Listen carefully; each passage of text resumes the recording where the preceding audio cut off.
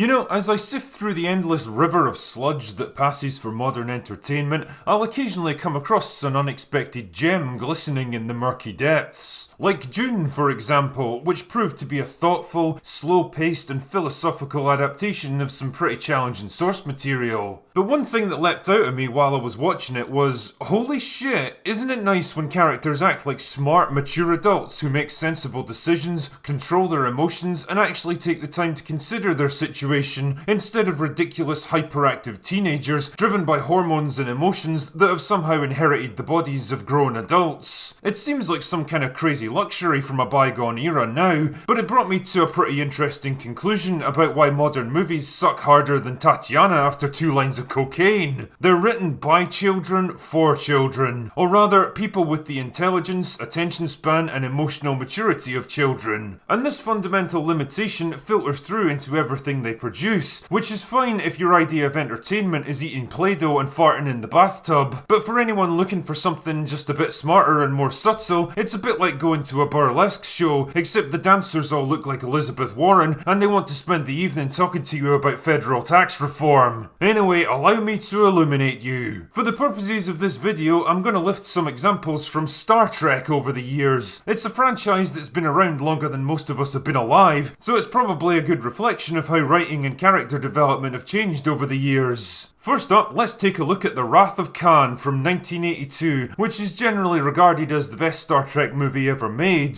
The basic story is that an aging Admiral Kirk is given command of the Enterprise again when an old enemy hijacks a Federation starship and uses it to get his hands on a doomsday weapon that can destroy entire planets. Along the way, he also intends to dish out a bit of good old-fashioned payback on Kirk as revenge for leaving him stranded on a barren planet decades earlier. There's a lot going on here in terms of character development, but the central story arc for Kirk is his struggle with getting older. The movie opens up on his 50th birthday, and it's clear he's not exactly thrilled about that fact. He's very much a middle-aged man now, stuck in an unrewarding desk job and facing up to the realization that his best days may be behind him. McCoy even gives him a pair of reading glasses as a birthday gift because he's too proud to admit that his eyesight isn't what it used to be. Overall, it's a pretty universal concept that most people can relate to and empathise with. I mean, how many of us are trapped in some boring office job we don't enjoy, wishing we could live a life of adventure and endless possibilities? How many of us are getting older and realising we can't do the things we used to do, and that other, younger people are slowly coming up to replace us? Deep down, we all know it's going to happen sooner or later, even if we'd rather not think about it. Now consider a similar scene that Star Trek Beyond from 2016 rips off.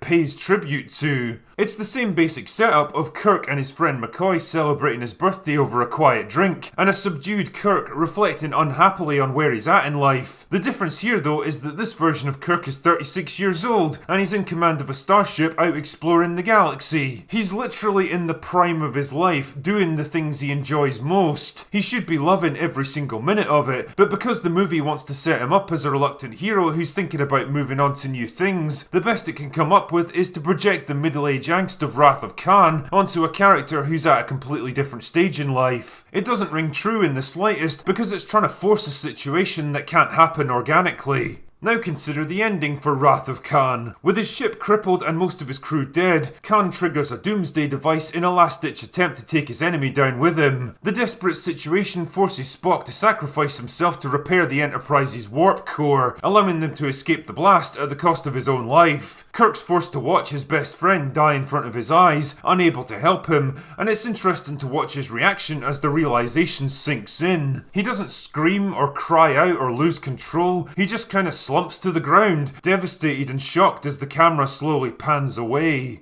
And when it's time to lay his friend to rest, he delivers the eulogy with stiff but stoic composure, only wavering once at the very ends. Of all the souls I have encountered in my travels, his was the most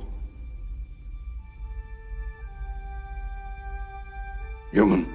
Why? Because he's a grown-ass man and he's the captain of a starship. He's expected to lead by example and hold himself together, whatever his personal feelings, because that's how professional officers conduct themselves. And that little moment when his composure slips becomes all the more poignant because you know how hard he's trying to hide it. Now let's consider how this same scene plays out in Star Trek Into Darkness.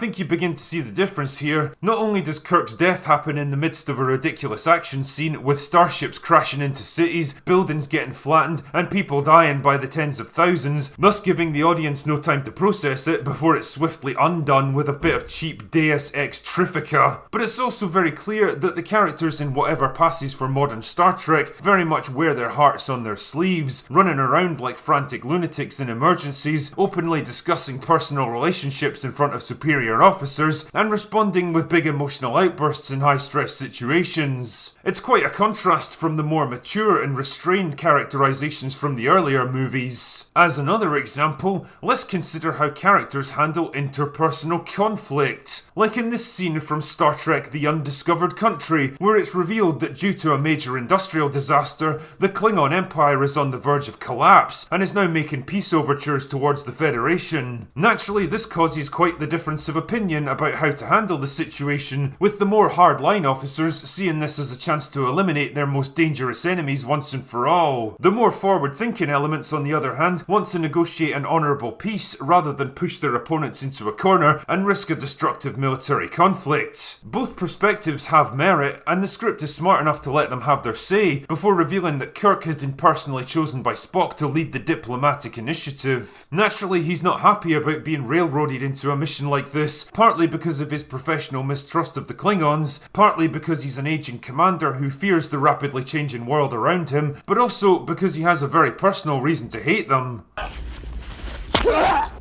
David? David is dead. All of these elements combine together to create a strong and very understandable emotional reaction. You can see how fucking angry he is with his friend, the way he stands at the opposite end of the table, keeping a safe distance between them. At first it starts with cold accusations, but when Spock tries to argue his case rationally, the real emotions start to come through. Don't believe them. Don't trust them. Until at last it all becomes too much and Kirk finally shows his true colours. They are dying. Let them die.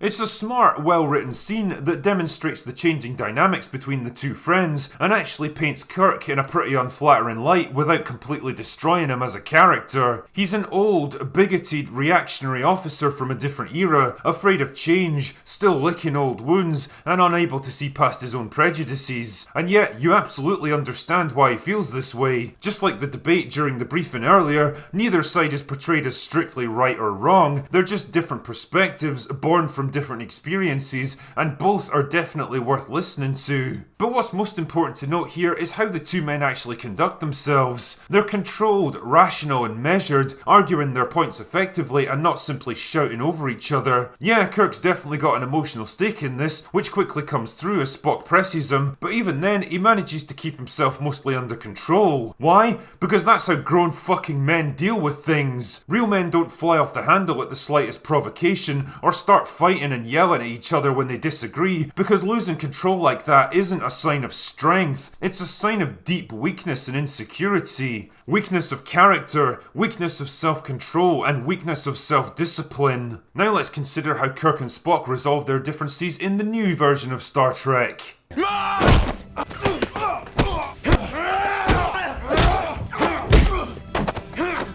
For fuck's sake. The last example I want to give you is how the chain of command operates in different eras of Star Trek. In the episode Gambit from Star Trek The Next Generation, the captain and first officer of the Enterprise are both out of action, leaving Data to take command of the ship and Worf to act as his first officer. It's a change of role for both men, and unfortunately Worf doesn't take too well to this, openly questioning his decisions in front of the bridge crew. Finally. This prompts Data to summon him to his ready room for a good old-fashioned ass-kicking. Like my previous examples, the great thing about this scene is how restrained and understated these two characters are. They don't yell at each other or come to blows because they don't need to. Data calmly but firmly explains that Worf was wrong to question him in front of the crew. You continually question my orders in front of the crew. I do not believe this is appropriate behavior. Worf offers a justification for his behavior. Is it not my duty to offer you alternatives? And Data lets him know that shit isn't gonna fly with him. But once I have made a decision, it is your job to carry it out, regardless of how you may personally feel. And guess what? Worf recognises that he was in the wrong, apologises for it, and the two men go back to work with no hard feelings. If you will overlook this incident, I would like to continue to consider you my friend. I would like that as well. Holy shit, imagine two people dealing with interpersonal conflict like calm adult professionals. Whoever wrote the dialogue for this scene deserves a fucking medal. It's an absolute masterclass in the subtle enforcement of command and authority, mixed in with the conflict between two friends having to adjust to a sudden change of roles. Without even having to raise his voice or resort to personal attacks, Data is able to perfectly explain the mutually supportive relationship between a captain and his first officer, and make it clear that he expects that same level of support from Worf. Disrespect will not be tolerated. And as a contrast to that, consider how the chain of command operates on a show like Star Trek Discovery. Now you get off my ass so we can get back to work? The shit would hit the fan. Well done, number one. Well, it's freaking amazing. Excuse me? Freaking amazing. Evolution's a fickle bitch, am I right? I'm going, get off my ass! Sir, get off my ass, sir! I love how these people are able to just say and do whatever the fuck they want with zero repercussions, casually backchatting their commanding officers and generally acting like immature morons. Seriously, the level of discipline and professionalism here is about the same as a fucking liberal arts college. They're like teenagers that have suddenly been put in command of a starship with no training or preparation. They're impulsive, hyperactive, emotionally unstable, unprofessional, and generally pretty incompetent. They're the absolute last people on earth you'd trust your life to, and unfortunately they've become kind of the norm in modern film and TV. So why the fuck does this keep happening? What happened to all the adults in the room? Well, from my point of view, there's three different strands to this answer. The first is a simple one: money. Most effects-heavy movies are expensive as fuck to make now, and if your film doesn't rake in a shit zillion dollars, then you might as well start learning to code. You need to appeal to as wide an audience as possible, particularly the younger demographic, which means lots of action, lots of energy, lots of jokes, quippy dialogue, and fast-paced storylines that don't demand too much brain power. No time to waste, people, go go go! The second strand is this weird trend towards infantilizing modern audiences, carefully shielding them from anything that could be considered difficult, scary, or threatening. Whether it's public information videos, commercials, or government announcements, everything's presented in this weird, childish, happy-clappy format that looks like the sort of inoffensive crap you'd show to kindergarteners. Take this US Army recruitment video, for example. Jesus, take a second to think about the kind of person this video is going to appeal to. Then imagine how well that person would do in a fucking war. The final and probably biggest strand is the people hired to actually write this stuff. I've said before that a character is only ever as smart, capable and resourceful as the person writing them, and well, you don't need me to tell you that Hollywood creatives these days aren't exactly paragons of tough, stoic, confident self-reliance. They're the kind of people who consider mean tweets to be on par with mass murder. In fact, most of them have lived the kind of safe, comfortable, sheltered lives that previous generations could only dream of, never experiencing anything even resembling hardship, adversity or danger. The kind of stuff that actually builds character, self-confidence, life experience, and generally makes you a more interesting, capable person. The end result of all this is a generation of writers that are weak, fragile, spoiled, narcissistic, emotional and insecure, completely unable to handle adversity, conflict, masculinity, or anything that challenges their own self-image. In short, they're basically children inhabiting adult bodies, and as a result, they lack the experience and maturity needed to write smart, confident, capable adult characters. And well, look at the results. It's bad enough for people like me, who still remember what quality writing looks like, and now have the dubious pleasure of watching previously smart, mature characters get bastardized, infantilized, and destroyed. But what's even more disheartening is the effect this is having on people who don't have that solid foundation to fall back on. The ridiculous infantile shite that today's writers produce is helping to shape and influence a whole new generation of young moviegoers, changing their perception of what supposedly heroic characters should be and do. And if that's the case, I can't fucking wait to see what happens when they get out into the world. Anyway, that's all I've got for today. Go away now.